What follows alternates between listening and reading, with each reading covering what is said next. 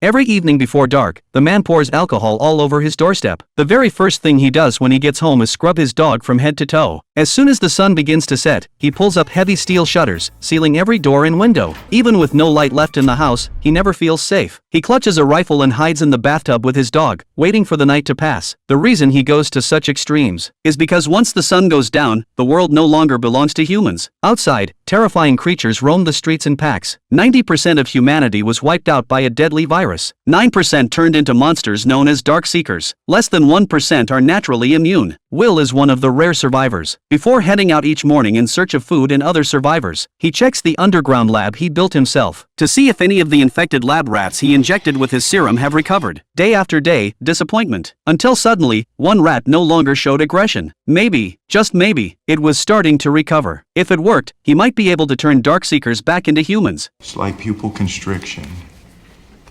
GA series serum 391, compound 6.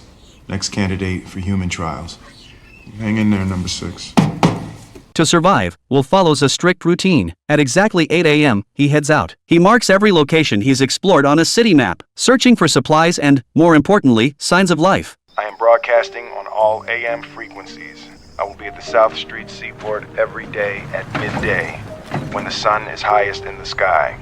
At noon, every day, he makes a broadcast call on the radio. Then he drives to the pier, waiting hoping that someone will answer. But for 3 years, no one ever has. To ease his crushing loneliness, he sometimes drives to the USS Enterprise carrier, climbs onto a Blackbird jet, and hits golf balls out into the silent city. I'm getting good. But on this day, his dog senses something unusual. In the distance, movement. Will grabs his rifle, looks through the scope a deer. The hunt begins. The terrified animal bolts, sprinting into an abandoned building. Before Will can stop him, his dog charges in after it. Inside, the building is dark. Too dark. Perfect for dark seekers. But to save his dog, Will follows. The silence is suffocating. He edges forward, preparing to climb the stairs. When suddenly, a scream pierces the darkness.